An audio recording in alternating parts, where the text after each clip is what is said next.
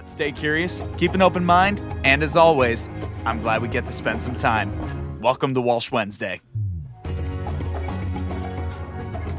Hey there, and welcome back to Walsh Wednesday. As always, I'm Connor Walsh, coming to you from the new MHA studios, and we got a great episode for you guys today. I am really grateful to have this guy in here because, funny enough, when we first met, it was like right when I was kicking off CMJW Entertainment, and I was telling him I'm doing all this stuff from my family room, and now literally here we are. So it's kind of cool, full circle moment to be able to celebrate him and his music.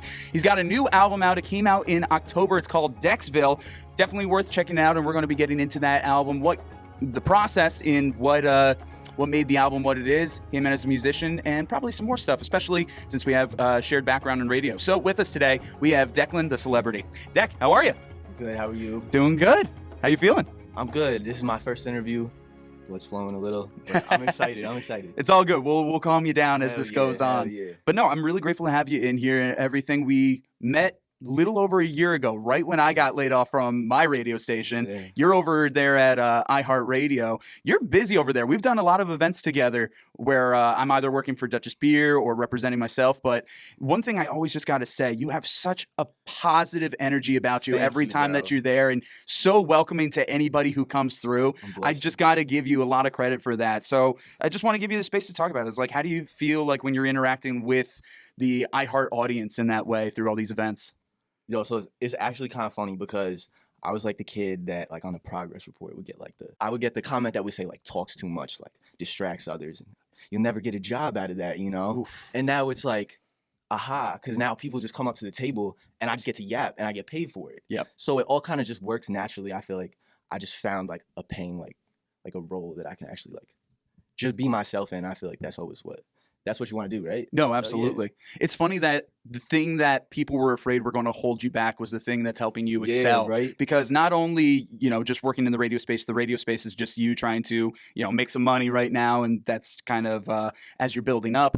But also, it's the thing as an entertainer to be able to engage with an audience, whether you are doing your song or it's crowd work in between, or you're talking to people before or after a show, or just simply meeting folks. So it's extremely important. Yeah. No, it's a great skill to have. Thank you, Do bro. not downplay it, because seriously, your smile, your energy, it's great. It's very welcoming. Thanks, man. Absolutely. So let's get into the album. You were telling me about this last year, that you were working on this music and that you were putting it all together. Yeah. And it's just funny how, both of us, we've succeeded in what we manifested at the time. And I think that's really incredible. So Decsville is your album, and just want to get into it. What inspired you to write Decsville? And is there kind of a theme that you would relate to it? So I think the best way to describe like Decsville would be like if there was a town or a parallel universe. I feel like is like the best way to describe it. And it's just like almost like all my thoughts like in a chaotic way, I guess. It's almost a side of me that's like wilding out all the time, but like you can't just do that. So it's like that's kind of always what music's been for me, just a way to just bug out. But yeah, and I really went buggy with it. Like I was like, I don't know, like you heard some of the songs. I only started listening to it. I got to listen to the full thing later. I got a little too tied up, but I'm still excited. So yeah, it's just it's really just like I think it's just something you really got to listen to. And I was sending it out to a bunch of people.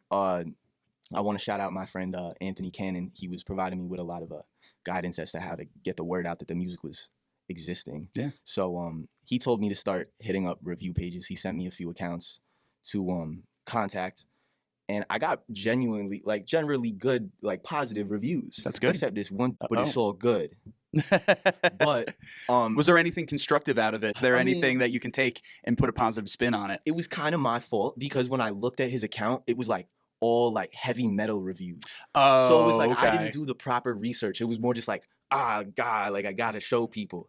But yeah, everybody else that like is like into the scene and into hip hop and all that, they were expressing love for it. And as a new artist, and this being my debut project, that's all I'm really looking for. Just people to be like, there's something there, like I'm not expecting to drop, and it's like he's Tyler the Creator or whatever. It's like, yeah. So I'm cool with just general like appraise. Yeah. Yeah. No, I feel you. Well, hey, Tyler the Creator and so many of the other rap legends out there, rap hip hop legends, they had to start somewhere. And the fact for that real. you're having such positive responses within the community so far, that is good. Yeah. So when it comes to getting into the hip hop rap genre, what were some of your influences growing up that really made you decide, it's like, oh shoot, I want to do that? So my dad is a lead singer in a rock band. Shout out to Pink Torpedoes.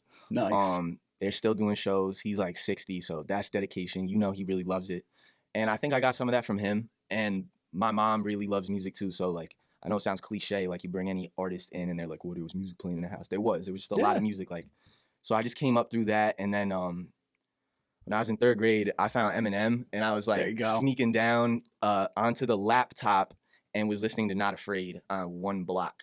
Oh, really? Yeah, because like, I don't know, I was nervous. I was like, man, like what but yeah, dude, so kind of it just spiraled from there. Like, Not Afraid, good song to like be introduced to everything too. Dude, I feel like Not Afraid, I feel like that's like Eminem's one of like everyone's first favorite rappers. Definitely of our generation, I would say so. Yes. Without a doubt, you know, he really revolutionized the game, made so much of it mainstream in the 21st century. He did start out in the 90s, but, you know, the work that he did post-2000, I think, quite incredible what he was able to do for the industry. Not to say that I love his Slim Shady days. Oh, dude. But his Slim Shady days versus what he was able to accomplish in the 2000s. He needed Slim Shady to do everything he did in the 2000s. Yeah. 8 Mile onward, you know. Yeah. I just watched that movie the other day. Did you? Man, Brittany Murphy is so hot. Oh, rest in peace. Rest in peace. Rest in peace. Yeah, she was definitely an actress who very beautiful, but also at the same time so much potential. I would have loved to have seen what she could have done more of. Real. What else was she in? She was also in Clueless. She was in Uptown Girls. That's the movie I was trying to say. It was with Uptown Girls. Oh, it was Dakota Fanning. Okay, I was right. I should have stuck with my gut. Yeah. Okay, it was Uptown Girls with Dakota Fanning, Clueless, 8 Mile. Those were amongst like her top ones. Yeah. She was also like in Sin City, Just Married. I forgot that she was in Happy Feet. Did you ever watch Happy Feet? Yeah, dude, a long time ago. She was. Was she Gloria? Hold on. Yeah, she was Gloria. She was Mumble's love interest. I'd have to rewatch the movie. Yeah. Well, I feel like this time of year, even though it's not specifically a Christmas movie, but it's wintry, it works this time of year. Yeah. Absolutely. So definitely worth bringing that up. But yeah, no, 8 Mile, that was a huge thing. I wasn't even that big on rap growing up, but that movie was crazy. Yeah. Inspirational, heavy, not something I should have been watching at that age, but it was, you know, definitely influential in a lot of different ways. Also, to think Anthony Mackie started off as Clarence and everything. Now he's Falcon and Captain America and everything. But I love it. I think it's funny. Did you ever watch the show Falcon and the Winter Soldier on Disney Plus? No, is that Marvel? It was Marvel. I haven't seen a single Marvel movie. I don't like it. Not a big deal. Guy. I like DC too. I love it all. But there's this incredible fan edit that I really love, where it's like they call him out on the sidewalk. Hey, it's Black Falcon, and in the show he says like. It's just Falcon. What? Am I Black Falcon because I'm black? But instead, they cut out that half and they replace it with Eminem calling him Clarence on stage. Oh, so there's a really fun edit like that. Yeah, hell yeah. No, it was good. So Eminem, definitely a big influence on you. Are there any other artists that, whether it was in rap or hip hop or somebody in rock, like somebody that your dad influenced you with? I got so many influences. I could give you 3 in rock and rap if that's cool. I would love it. Okay, bet. So I'll start with rock. We got the Beatles, Nice. Oasis, Oh yeah. and the Clash. Ooh, Clash. Yeah. All right. Yeah. Because Beatles and Oasis, I get those. Beatles, Yeah. quintessential. Oasis is trying to be the Beatles. But then the Clash. The Okay. Clash is All my right. dad. That was the 3rd one I was not expecting. Yeah. But they're good though. I like Yes. that. And then, for rap, I'm gonna have to go. Man, there's so many. I gotta say Mobb Deep, Big L, and Outkast. An Outcast. Okay. Yeah. Very good. I'll admit, as I said, wasn't too big in the game when I was younger, but Outcast was somebody I definitely went on my way to listen to. Outkast. That first album, man. Oh, I've been on a big Outkast kick lately, actually. Mhm. I'm also little tangent coming because like me and my friend, shout out Al the Punisher, we're working on our next our EP is called Big Heads. Oh, cool. And Collaboration EP? Yeah. Nice. So I did a similar thing with my man Gus, shout out Gus, back in March. we did something called Cartoons for Criminals and Scum. Hmm. And it was kind of like an appetizer because he dropped his album Post Traumatic Renaissance and I dropped Decsville. So we both kind of were like, you know, let's put a little something out. Nice. So me and Al are looking to do a similar thing. And I noticed that whenever I lock in for these little duo projects, I lock in with like some sort of duo. I was listening to Helter Skelter, if you know who that is. Yes. When I was working with Gus on cartoons, and now I'm listening to Outkast. And I can definitely see the influence bleeding through to the music. Nice. Yeah. It's also funny when you say Helter Skelter, obviously very hip-hop oriented, but the name and some of the influences they had were also the Beatles regards to funny, Helter right? Skelter and everything that was going on with it. Mind you, Helter Skelter is a wild track from the Beatles. Track, man. Yeah. It's like, oh my God, Paul, what are you doing? But no, gnarly track. It's Do you have fantastic. a favorite Beatles album? Because we could really break it down on the I Beatles, man. I don't know about if I have a singular album per se, but I will say this. I tend to be, okay, actually, this is a good question for you. Are you more a John guy or a Paul guy?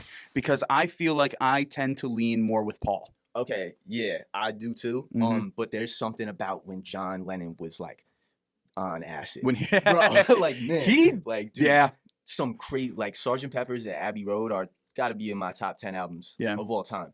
Like, there was just something about it. Man, so good. oh my gosh, no, it was very creative. Everything that they were able to put together during that time period. Sgt. Pepper, the track itself, not even just the whole album, so Yeah, good. man. What they were able to do, and then of course with George Martin, their producer, was able to add into that.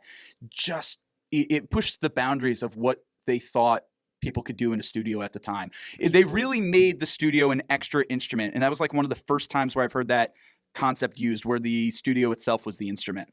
So I think that's really cool. Yeah, no, when it comes to the Beatles stuff, it's like I respect John's stuff. I love a lot of John's stuff, but I always find like I've gravitated towards Paul's stuff because even when he was writing the heavier stuff, he found a way to make it accessible to just about anybody. Yeah, and that's a good point. And that's something that I really admired about Paul's stuff. He was slightly more melodic. I might get some crap for this, but I think he's a better singer than John, but that's just me. But it also depends on the song that you're listening to too, because there are certain songs you're like, Paul can't sing it the way John did, and there's no way. But like Let It Be is like, that's a Paul that's song. That's a like, Paul they song. Got the two lanes where it's like Lucy in the Sky with Diamonds could it be Paul?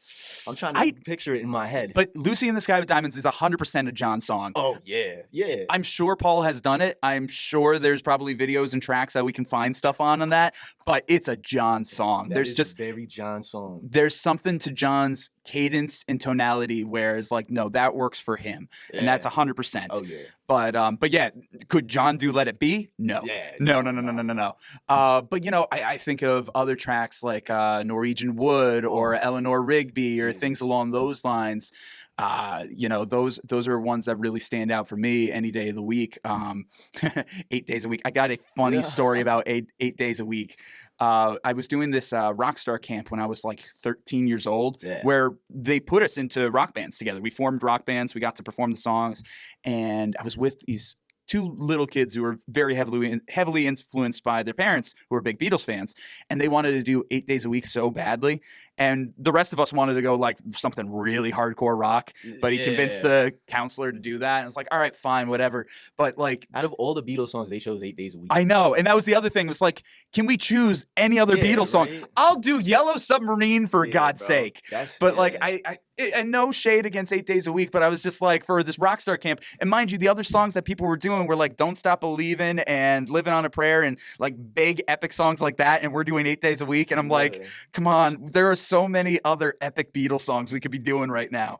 But I digress. That was that situation.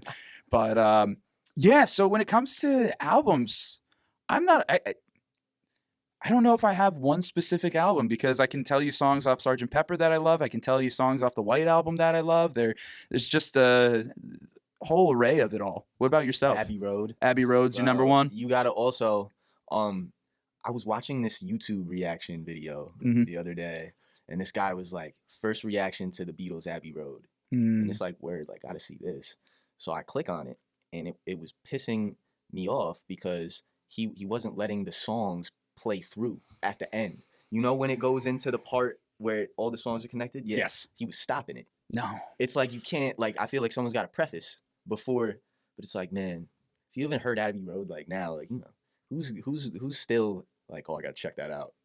You know, Yeah, I don't know. it's crazy, you know, like people who are very much into it, they know it, but you know, to new generations, it's harder to find. I'm always blown away. It was like when like some of these reaction channels is like, how have you never heard this in the ether? You know, like just being out there in public, like how'd you never hear something? The whole Abbey Road album, I can understand that, but like the singles off of it, whatever. But dude, I love that so much with albums when like they find a way to connect all the tracks, dude, and you're listening to it, it's like, wait a second, that's from this, that's from this, that's from this, that's from this, and like how it's all connected. I love that stuff because it shows that it is this one cohesive project. It doesn't have to be, say, a concept album, but just a very cohesive project.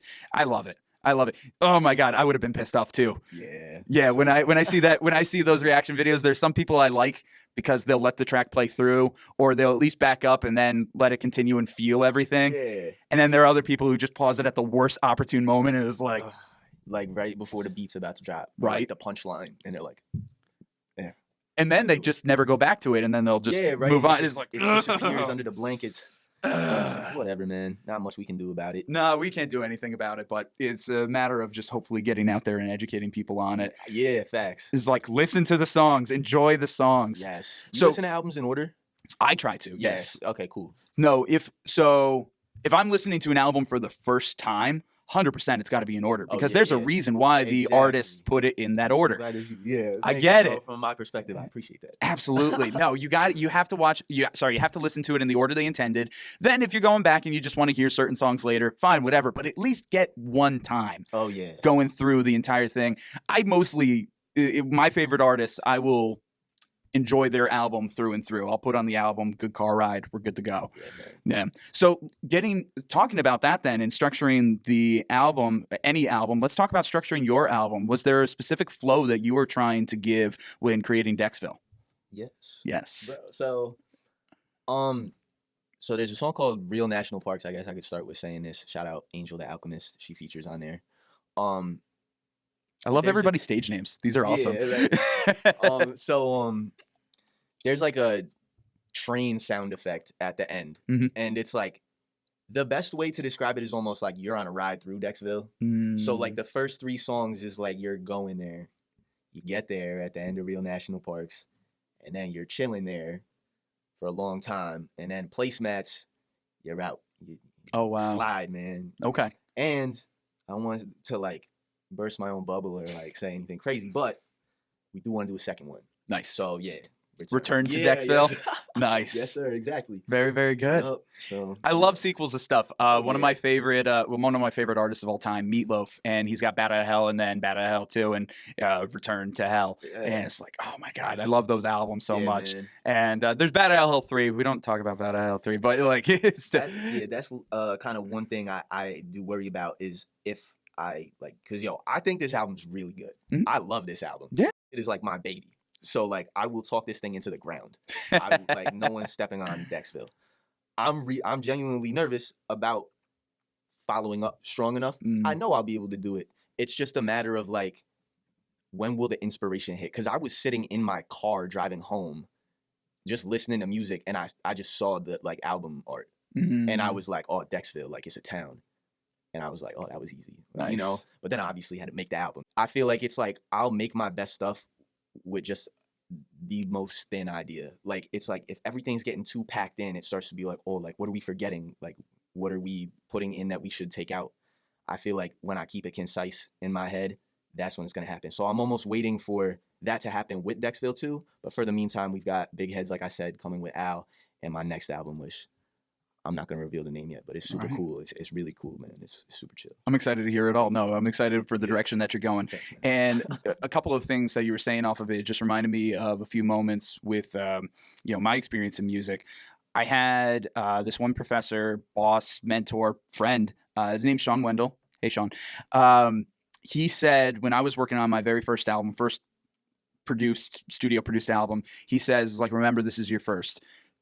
If this is the best work that you're ever going to do, that's sad. Yeah. The whole idea is to keep growing and progressing. So here you are putting out Decsville, you were extremely proud of it, as you should be. But it's a matter of, as you find the inspiration for the later stuff, you know, you're going to be able to keep learning from this experience. The other thing that I wanted to mention was how you were saying about staying concise, staying to a specific idea. I was speaking to a couple of producers from the group Flight to London. They've worked with phenomenal artists. Trying to remember Bon Jovi, Ace Frehley, who else were they talking about? Avril Lavigne, Sabrina Carpenter. They've worked with just about anybody.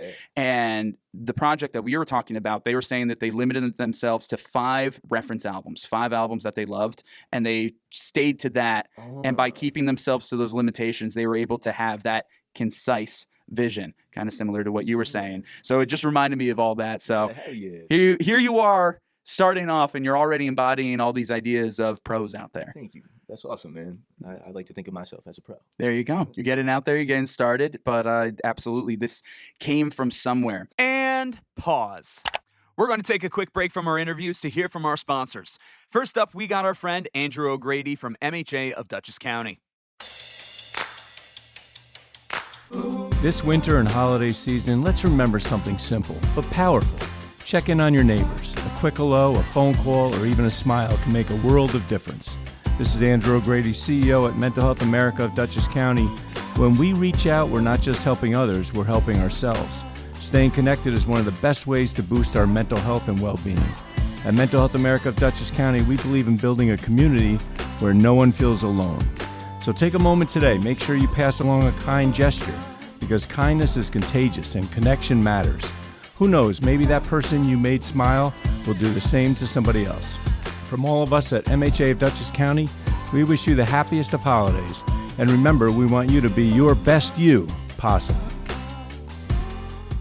Next, we have a message from our friend Jeff Feldman from Feldman, Kleinman, Collins & Sape LLP, attorneys at law. Hi, I'm Jeff Feldman.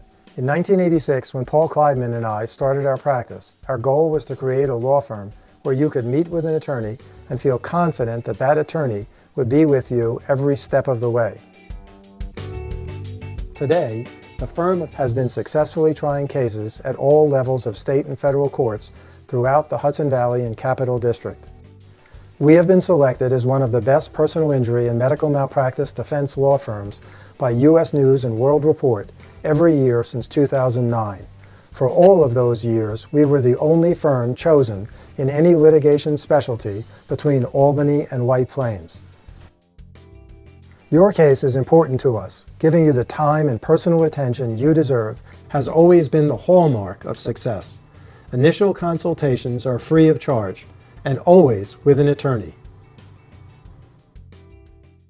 Walsh Wednesday wants to give a big thank you to Prime Storage. It's the end of the year, and you may need to free up space for guests for the holidays, store seasonal decorations, secure valuables, and maybe even hide the presents. A temporary storage unit can help declutter a home, protect fragile items during a busy period, and provide a convenient way to organize and transition belongings before, during, and after the festive season. Whatever the reason, Prime Storage makes storage simple through seamless service, flexible rental options, and facilities conveniently located throughout the United States and Canada. By using our link in the description of this episode, you will get 1 free month of storage, plus you'll save 15% on rental rates. Make the holiday season simpler and store with Prime Storage. Thank you to our Walsh Wednesday All-Stars, all of those who have generously contributed to the Walsh Wednesday 2025 Fund Drive. You can see the list of names on screen or in the description of this episode. And of course, thank you to our Walsh Wednesday Warriors, Jim Robinson, John Newhall, Meg Boyce, and Jenna Hess. These individuals have pledged $100 or more to Walsh Wednesday for 2025, either through the GoFundMe or our Patreon. Thanks for listening, guys. It's time to get back to the show. And play.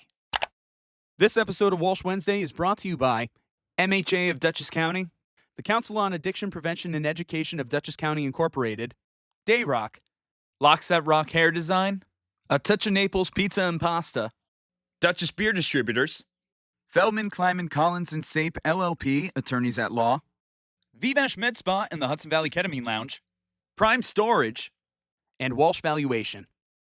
So obviously, with your dad being in a rock band for many years, I'm assuming he must have been very supportive with you and music, even though it wasn't rock. I'm sure he must have still been supportive in that way, right? Yeah. I think that, yeah, no, they definitely support it. I think they're happy that I found something that's like I actually like. There you go. You know, because I did kind of spend like a lot of my like younger years just doing like aimless bullshit, just like for lack of better terms.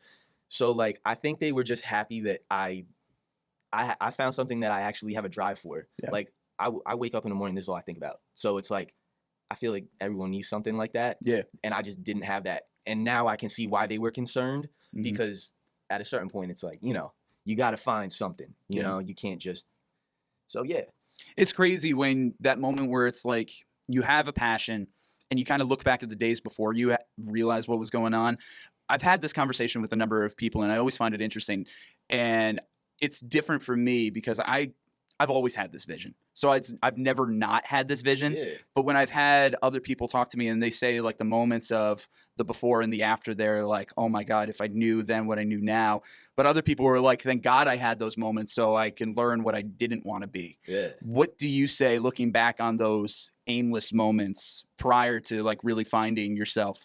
Are you grateful for those moments? Are there things that you wish you would redo, or is there a mix of both? I don't think I would change a thing, man. That's good. I think that I'm very happy with the person I've turned out to be. And that's it. You know, I feel like if I were to, what's it called, butterfly effect? Yeah. Like change one thing and all of a sudden, like, you never know, bro. Yeah. I may not be here Exactly. if I didn't, like, you know, so I wouldn't change a thing.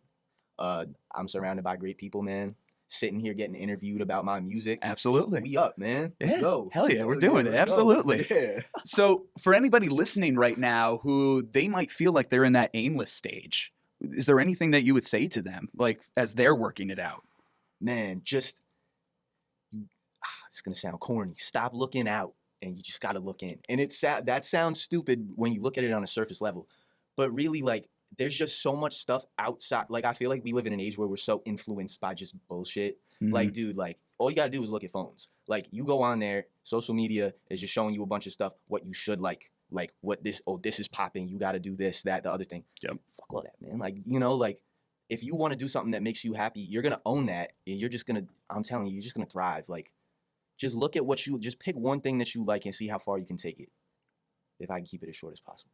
That's the best advice I got. Very well said. Very well said. Thank you. Absolutely. So let's kind of dissect this album a little bit deeper now.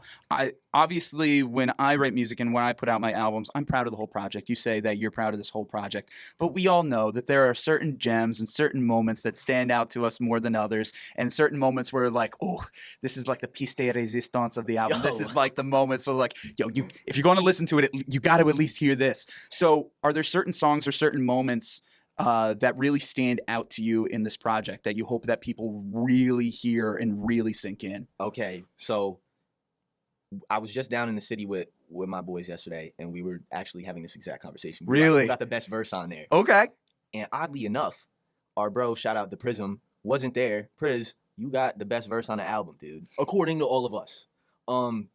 It's track 16. It's called Very Medicinal. He is the very last verse. It's me, him, and my other friend 513J. Shout out Jay. Jay and Prism have never met. They didn't even know each other. I don't even think they knew that they were gonna both be on the song. I kind of just like sent it to both of them and was like, here, I need a verse. Yep. And then they did it. It worked out. So yeah, he bodied that shit. Like, if you go and listen, he's got a real, like, he really knows how to catch a pocket. It's like, it's insane. Like the bounce almost. It's like once you catch it, it's like, yo, he's really talking. Like, man, he's an incredible rapper. I would go check him out. The Prism, TH3 Prism. Okay. Stylized like that. No, I like it. And which track was that again? Very It's called Medicinal? Very Medicinal, yeah. Yeah. I'm looking forward to listening to that one. Hell yeah. And then Just writing it down. Obviously, I'm going to listen to the full thing through and through, but I'll be waiting for the moment that I get there. yes, sir. Another one that my friends really like is this song called Bushmeat. Okay. Basically, like, I think that's one of my most cohesive verses ever. So you know what bushmeat is, right? Yeah. It's like just like wild animals. So I just basically just wrote about living off the land in the jungle and feeding zombies. Zombies, Stupid, okay. right? It's just like, yo, like, It's not whatever, stupid, you but know? interesting But at the lane. end of exactly. So, and it just worked. And the beat is like super contrasting to the lyrics. It's like a beautiful beat. It's like, I love this beat. And it just really plays well off of it. And I know that shout out Buck Nasty. He really likes that one. So shout out Buck. I knew that one was super cool and I made it too. It's one of my favorites. Nice. And then I'll plug one more, do another theme song. Me and Gus did a song called Zephyr. It's like a two-parter. I have a lot of transitions in the beats too. So I'm like a producer first. I was making beats first, but I digress. Yeah, so I did the beat switch, and I had Gus come in on the second one, and we were waiting months for it, bro. Like, and then he came, laid it down, and I was about to keep it off the album. I was like, I can't keep getting bodied by my friends on my own album, but it's like, you know, whatever. But when it's so good, when it's golden, it's like, you know, it has to get out there. See, but that's why I love collaborating with people, because they can take it to levels that I cannot do alone. Exactly. And that's something that I really had to, I'll admit, in the beginning, I really struggled with allowing other people to come on and be great, because, you know, I kind of had a little bit of an inferiority complex. I'm like over here, like, it's like, I don't even belong to be in the same room as these guys, let alone them be on my project. But what I will say is that will keep you sharp. Yes. You can't be working, like, you can't fall in, you'll fall into stagnation. Is that even a word? Yes. Word. All right, so you'll fall into that. And I don't know. I feel like it's never too good to get comfortable in the arts. Absolutely. No, it's a matter of keep growing. It's a matter of staying sharp, as you said, because it does help you to learn. It helps you to grow. And most of the time, people aren't looking down on you. Everybody's just using their strengths. Yeah, exactly. And everybody pulls together one way or another. What one guy is going to think of is not what the other guy is going to think of, and you're able to build on that. And that's the really cool thing. Limitations inspire creativity. Yes. So being able to get out there and find new ways to make certain things happen, I find that amazing. And I'm glad that you're able to acknowledge the people that are on your album to the way that you have. You could be here right now and say, it's like, oh yeah, I'm the best or whatever. But you've mostly talked about the people you've worked with, and I think that's great. So another thing that I just want to pick on real quick, how you were mentioning the transitions with the beats, and I was going to ask you, do you produce your own beats yourself? Do you get them from other people? You answered that already, as you said you're a producer. You've been making beats, but go through the process. Was the majority of the album all you making the beats, or were you working with other people in that regard too? Yeah, so pretty much 99.9% of the time, anything that you're gonna hear me put out is gonna be my beat. Nice. I don't know. Like I said, I'm a producer first, so, and I'm also trying to build something. So it's like, I don't know, where I do understand how I could go get a beat, because there's so many talented producers that, like, I also do know and stuff. So, but it's more of a thing where it's like, I want to build my current sound up and really like pad the catalog. There you go. Yeah. So doing that, and then just grow the fan base, get them used to a consistent sound, and then we'll know when it's time to start branching out. But for right now, in-house. If it's not me making the beat, it's my boy Double O. Shout out O. Very cool. Yeah. How long you guys been working together, doing beats, being creative like that? So I've been making music for 10 years. Nice. They've probably all been making music for 10 years plus. I'm 23. Their average age is like 27, 28. So yeah, they've definitely been around for a while. But I also think that's cool, because I feel like it does say something when you're working with people older than you. You know? So I do take that into consideration when it comes to when I'm feeling beat up. But yeah, so we were tapped in for the first time. I went out to Binghamton last Halloween with Gus, and Al like let me on a bill last second, my bro Al. And yeah, that was it. We pretty much just locked in from there. Like we all just fed off each other, and it was cool. Nice. Yeah. The collaboration aspect of it all is fantastic when you're able to work off of, inspire each other, you know, whether it's here in a conversation environment, whether it's doing acting or improv. It's a matter of just working off of each other, building off of each other. It's one of the best ways that we can go out there and to succeed. So I think that's great. When it comes to, you mentioned how you got onto a bill when you're out in Binghamton with an album. You always want to get out there and want to promote that thing. So do you have any upcoming shows that people might be excited about? So it's I understand. I don't have anything either at the moment. No, so he might have something, but I don't have anything at the moment. So I feel you. So actually, let me plug my friends real quick. Okay. There is an account called Full Blast Booking. If you're like good, tap in with them, and they will probably hook you up. They do shows mostly the Northeast region. Always bringing in cool names. I did one with them. I opened up for Rick Hyde. Rod Digga opened up for. Terminology opened up for it last summer. But they're bringing Pace One. I don't know if you know who Pace One No, is. I'm not familiar. He was with Eminem, like before Oh, Eminem. really? Yeah, so that's super cool. I would love Nice. to just go, and even that's just like some fan shit. Like, you know, Absolutely. I'm a nerd about this shit.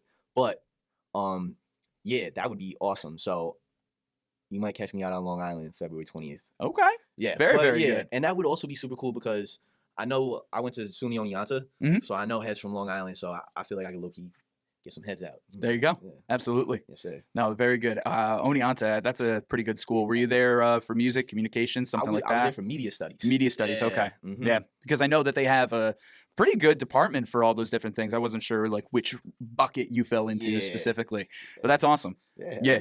So being 23, I'm just figuring out the timelines there. How much did the pandemic influence your college time then? Man, so I graduated in a COVID year. Yeah. So like we didn't get the prom or the actually the graduation was kind of sweet. We were at the drive-in. Oh, that's cool. Yeah, we had the AC on in the car. Nice. I went to my brother's 2 years later, bro. I was like a lobster walking out of there. I was burnt. It was It's bad. horrible. It's Oh my bad. God. I remember my graduation. We were out on the football field in the direct sunlight, and I'm just dying. That's what I'm saying. It's, Yep. it's not it. Yeah, so that was that. But then when I went to college, Mhm. man, when I'm trying to like, how can I explain this best? Everybody during COVID was like potential energy. So, bro, when we all got up there, it was kinetic. oh my God, that went kinetic like that. Like, and then I don't know if you know, but Oneonta had like a big deal with COVID outbreak, and they had to like send everyone home. Oh, again? Yeah, like 2 weeks into Ooh. the semester. So it really started for us in the spring. Okay. So yeah, it actually really threw a wrench in it. Probably because we were a little irresponsible, but you know, fuck it. It's you're college kids. Yeah, It's right? going to Come be on, what it bro. is. There was a party that I was supposed to go to that I didn't go to. Thank God I didn't, because everybody at that party contracted mono. Oh, dude. I'll just let you. I'll let your imagination go from there. Ah, But man. but yeah, I will say this: I already had mono by that point, so you can't get it again. But still, you knew exactly who was there at that party because they were out. Oh, word. So it's like they're out with mono. I was like, nope. It was like, oh, you were at that party. I was like, yep. Where'd you go again? So I went to the College of St. Rose up in Albany. Yes, Rest in that's peace. right. Yeah, it's not rest there in anymore. peace, man. But I gotta say, the time I was there, I loved it. I was there 2016 through 2020. So my last year was the pandemic. Yeah, that I remember we just got back from spring break, and then No. and then they send us off again. So So- you didn't even get to like really take in your last few weeks. Not really, no. Yeah. The last really 2 months of it was all virtual, and it was crazy. And I'm glad that I did things the way that I did it, because at St. Rose, our capstone project for the music industry department was to make an album. So I got to do that in the fall because I chose, it's like, let me get it out of the way in the fall. And that way I can just kind of like rest easy. I'm not worrying too much. And also not as many people in the studios in the fall. More people did it in the spring. So I was like, all right, let me do it in the fall then. So I did it in the fall. We were also supposed to do this big convocation performance. And I did this whole big performance. I did a meme medley of Never Gonna Give You Up, Hooked on a Feeling, It's Not Unusual, All Star, Take on Me, Sweet Caroline, all this. It was a medley. Full LP. It was cool. It was a cool medley and everything. And Yo, what is a medley? so it's where you take a bunch of songs, throw them all together, and mash it into one song. So kind of go from one song into another. Oh, shit. Yeah. I got a few of those. Yeah. So it's Yeah. neat. I'll show it to you later. Yeah. And I did in the fall because sometimes stuff like that fails. They even if you did a great job, they'll fail you anyway just for not taking it seriously. So I'm like, all right, so if I don't get it in the fall, I'll just make up for it in the spring. So I do all these things in the fall, and then I'm like, yeah, I'll just enjoy the spring semester. I'll be like, last semester, party up, have a good time, won't have to worry about anything, just be able to chill, relax. COVID is like, so, but I'm glad I got all the big stuff out of the way before it, so I got to experience a senior year. Yeah. I didn't get to party a senior year, but it be what it be. Yeah. But it's all right. It's funny. I was like the opposite of most. My freshman year, I had like 3 jobs and I was super responsible. And it wasn't until about like late sophomore year, getting into junior year, that I actually started like getting into the party scene and everything. shit. While all my friends were dying down a little bit, getting a little more Yeah. responsible, and Yup. they got their party scene out of them. I was You were just getting into starting mine. up. So it was funny to see the dichotomy between my friends and I, the way that we would go. It was like, Connor, settle down. We're trying to Yo. study for this. It's like, I studied my ass off already. This is my turn. But we still managed to get some good times in. Yeah, It was a good area. Love the Capital Region. Very grateful for it. Oneonta, one thing, I was looking into Oneonta. I feel like besides the campus, and correct me if I'm wrong, there just wasn't a lot around the area. Yeah, nah. Yeah. That's why everyone gets so fucked up all the time. There's nothing else to do. It's just like it's just that, and then they got because everyone, I feel like whenever you say Oneonta, they're like, oh, by Cooperstown. And it's like, what do they think? We just go play baseball? Like, you know, like there's like you really can't do anything else. You can't go to the Baseball Hall of Fame every single weekend. So yeah, Even though I do love it, I'd probably go at least once or twice a Yeah, semester. But yeah, like it's that's cool. about it. If I was near there. yeah. Oh my gosh, I was. Have you ever heard of Tony Danza from Who's the Boss? Angels in the Outfield. He was in a lot of stuff like 70s, 80s, 90s. Big TV and film star. Oh, Tony Danza. Tony Danza. Yeah. I was talking with him for an interview maybe like 2 years ago now. I own it. Yeah, I interviewed Tony Danza for Town Square when I was still over there. Hell yeah. And he was talking about how his grandson was playing at the Little League World Series over there. And when word came out that he was in the audience, when he was there out in the stands, people got up and started doing the Angels in the Outfield wave. Really? Yeah, he said it was Oh. such a touching experience. Damn. And I said, it was like, how'd your grandson feel about that? Was he embarrassed? Was he cool about it? I was like, no, he loves the movie, so he was in on it. He was having such a cool time. But that's like one of those moments like, damn, I wish I could have experienced something like that. That's magical right Yeah. there. That's magical. I loved Angels in the Outfield growing up. I know I'm getting on such a weird tangent, but like I loved that film. That was so man. good. Did you ever see it? Do you like baseball a lot? I do like baseball. Okay. Well, I see you got your Met hat on and Yeah, everything. man, baseball is a little sore right now. Yeah, a little bit. And football. I'm a Jets fan. I was going to say, I remember we talking football last year when we were over doing some events in Wappingers. And yeah, Jets weren't good then. They ain't good now. And The Rangers too. They're slipping this year. yeah, I know. I was kind of surprised about that. It's not good. Nah, all your teams are kind of failing you at the Yeah, man. moment. So it's Tough to be a New York fan with some things. yeah, right. Bills? The Knicks though. Buffalo. You don't like Buffalo? I'm a Jets fan, so it's like I couldn't even imagine. You know, like I don't know. See, I'll lean a little more towards Buffalo. So like Really? I'm having a fun time. I'm like, it's a nail biter right now. Yes, it's a it is. nail Yeah, biter it's when it close. comes to It's the Bills. Yo, that was a good game the other day. That was a really Yeah, good game. yeah. You talking about the Pats and Yeah, everything? yeah. Oh my God. Yeah. That's probably that's the team I hate more than the Bills. Honestly, at this point, like especially like the way that we grew up and we saw like the Pats dynasty. Yeah, It's like nah, nope, dude. nope. We're done. We're Yo, done. Side note: did you see Phillip Rivers? Yeah. He didn't do Oh. like bad. No, not at. Oh my Yeah, God, not for- at for, all. Like, how old is he? He's like got to be close to 50, right? No. He can't be that old. I thought maybe like close to 40, but I All don't know. right, I'm we're sorry, Phil Googling Rivers. again. I didn't mean to call you a geriatric. well, he is in football standards, but Yes, I was just nervous that he was gonna get hit. yeah, he's 44. Yeah, that's still. But again, for football Yeah. standards, that is definitely on the much older side. But no, he ain't 50 yet. Yeah, He's still- my fault, man. Nah, you good. No, I was impressed. It's really cool to see. It's like, hey, when you train and you work that hard and you get to a certain point, it's like you're in. If you can avoid injuries enough, or at least bounce back from injuries enough, you can have quite the career and you can Yeah. still do just fine for yourself. Oh my God. Same goes for music too. Yes. And same goes for music. As long as you treat yourself well and you're able to have, you can have that longevity and you can keep getting better.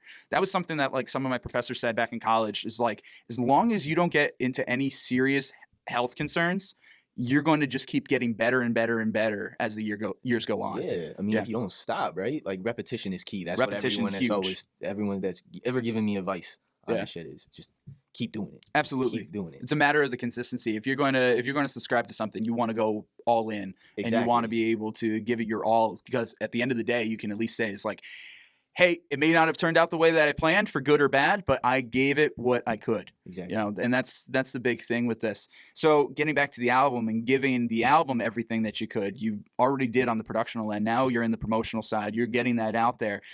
With that being said, we're recording this during the holiday season. This might air January. I'm trying to figure that out. But as we're looking to a new year, What does the new year symbolize for you, your music, the album, and just Declan the Celebrity in general? Like, we're just gonna, me and all my friends, Avant-Garde Kings, Royal South, those are the names, the group names. We're just gonna keep our foot on the gas. Like, Yeah. I see nothing but like good things. Mm-hmm. Like, it's just, everything is just, I feel like everything's lining up too well for nothing to happen. The stars are aligning just it's right. just like, I don't know, like, I feel like the main reason I feel so confident is because everyone's so excited. Mm. There's a lot, you can do so much when everybody is just so delusionally pumped. Like, seriously. Like, I love that you got term. no idea. Because, like, sometimes, like, you know, because you can't have low vibes and stew and, like, all that stuff. Or then it's going to be, like, people start second guessing, start, like, reading body language, just like, well, he doesn't like this song. Because, yo, I've been there, too. You hyperanalyze someone when you playing them a song, and it's like, why isn't he nodding his head like this? Yeah. So, like, I try not to look at people when I'm showing them music anymore. Yeah. I just stay in my lane. I don't even look. I don't even whatever. It's like, we'll talk about it after. I'm just going to sit right here and not even look. So, like, when everybody, like I said, I was down there yesterday. I got the chance to play Gus a few songs that me and Al have been working on for the Big Heads EP.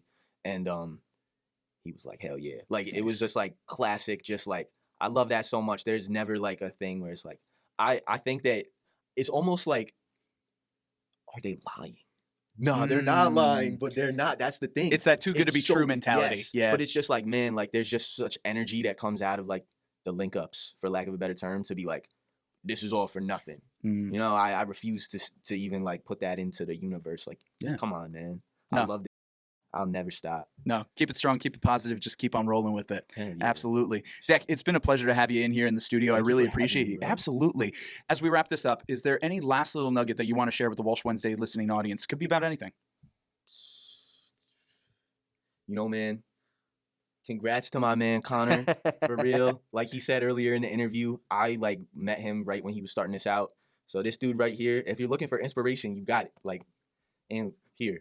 Absolutely. No, and my here guy too. has 100%. really built this up.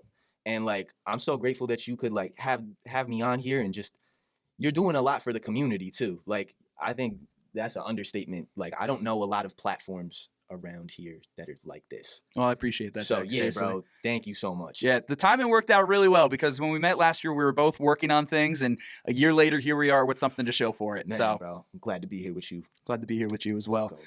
Make sure that you check out Decsville. We're going to have all the links in the description of this episode so you can follow him on social media along with learning more about his musical journey. We'll have all that and more, and we'll keep you posted if we hear anything else about dates or anything like that that you should know about. So, of course, make sure that you stay up on all that. I'm Connor, I'm Deck. and as always, we're glad we get to. Spend some time. And that's a wrap on this week's episode. MHA of Dutchess County, Locks That Rock Hair Design, Dutchess Beer Distributors, A Touch of Naples Pizza and Pasta, the Council on Addiction Prevention and Education of Dutchess County, Feldman, Kleiman, Collins, and SAPE LLP, Attorneys at Law, Prime Storage, Vivash Med Spa and the Hudson Valley Ketamine Lounge, Walsh Valuation, and Dayrock. Thank you to our Walsh Wednesday All-Stars, all of those who have generously contributed to the Walsh Wednesday 2025 Fund Drive. You can see the list of names on screen or in the description of this episode.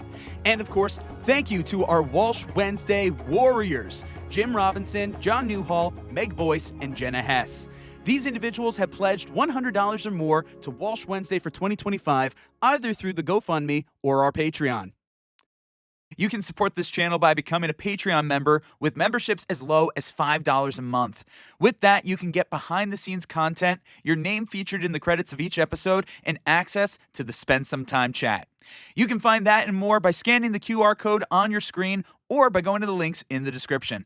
As always, I'm Connor Walsh, and I'm glad we get to spend some time.